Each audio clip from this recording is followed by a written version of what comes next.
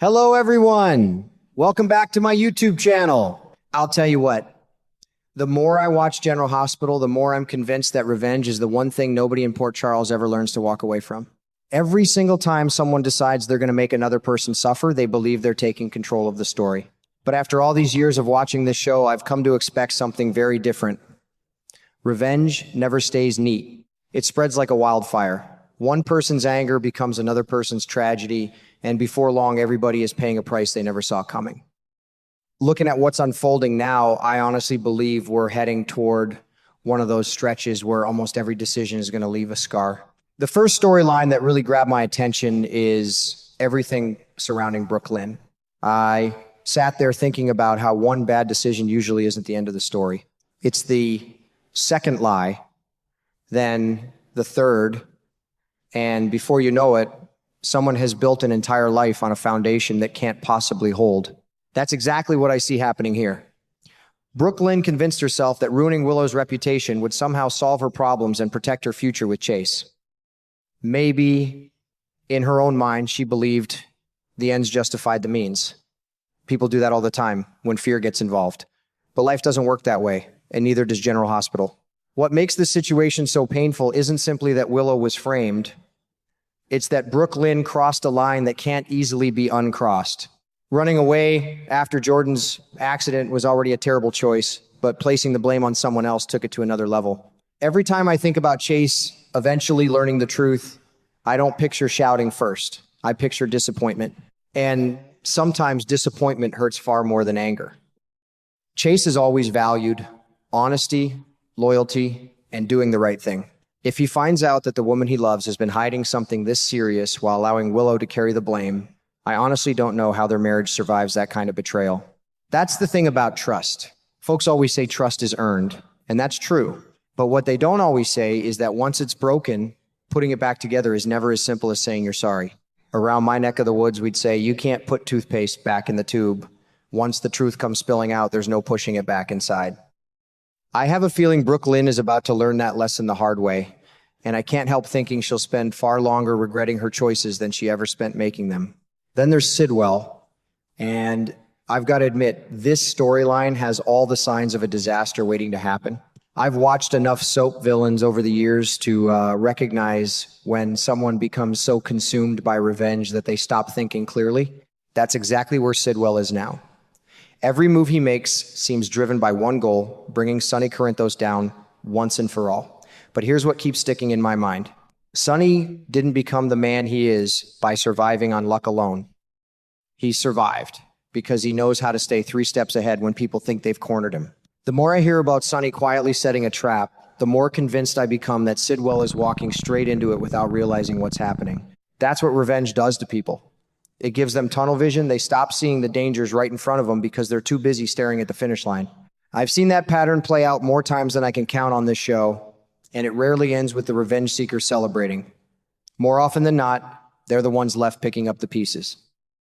Honestly, I wouldn't be shocked if this final confrontation changes everything. Prison certainly feels like one possible ending for Sidwell, but this is General Hospital, and this show has never been afraid to remind us that revenge can cost someone far more than their freedom. The possibility that this could end in death doesn't feel exaggerated to me. In fact, it feels like exactly the kind of shocking twist the writers have been building toward for weeks. When 2 powerful men refuse to back down, somebody eventually loses far more than the fight. And then there's Carly.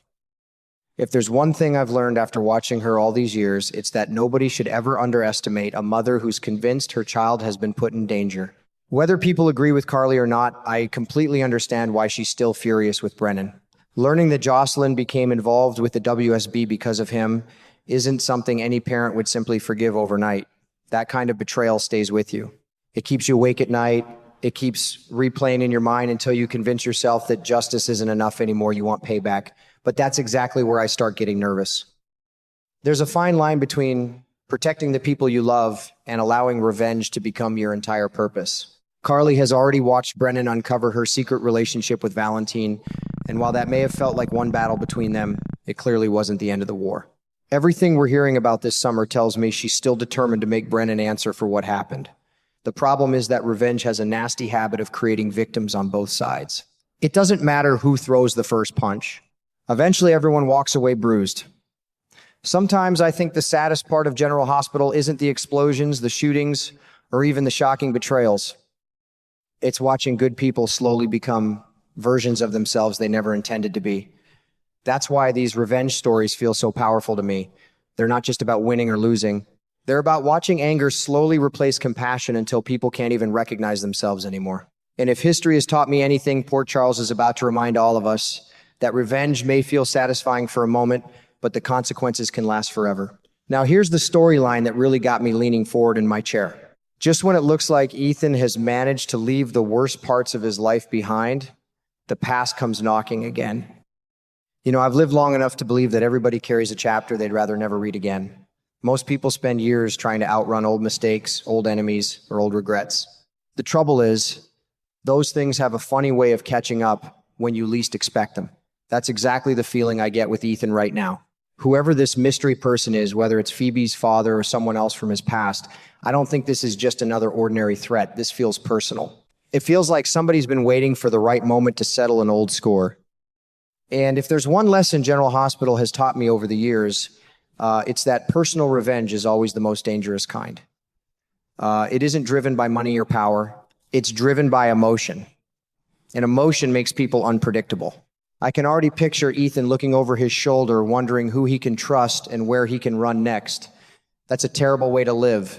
Fear has a way of trapping people long before their enemies ever do.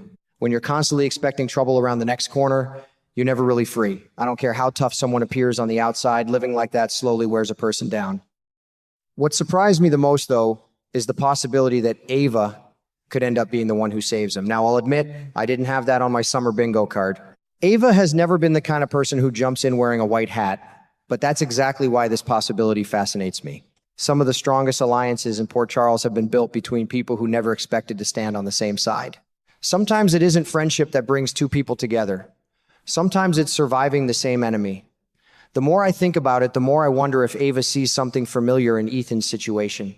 Maybe she recognizes the danger because she's faced that same enemy before. Maybe she understands what it feels like to have someone refuse to let the past stay buried. If that's true, then this partnership could become one of the most interesting surprises of the season. Not because either one of them is perfect, but because they're both survivors. And survivors usually understand each other better than anyone else ever could.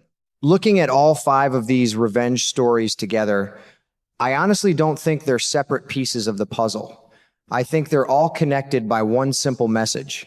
Every single person believes revenge will finally give them peace. Brooke Lynn thinks it'll solve her problems. Sidwell believes it'll bring him victory over Sunny.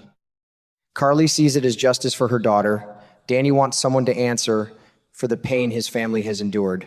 Now, Ethan's past is proving that revenge doesn't always belong to the person seeking it. Sometimes you're the one being hunted instead.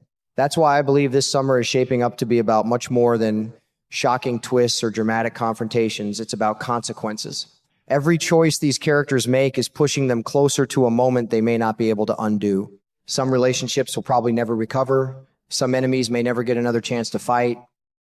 And if history has taught me anything after all these years of watching General Hospital, it's that when revenge starts spreading through Port Charles like this, somebody always ends up paying a far greater price than anyone expected. So if I were making one prediction, I'd say we're only seeing the first cracks in the foundation. The real collapse is still coming. Secrets don't stay hidden forever. Old enemies never forget. And revenge has never once left this town without taking something valuable in return. That's exactly why I can't wait to see what happens next, because I have a feeling this is only the beginning of a summer that will change several lives forever.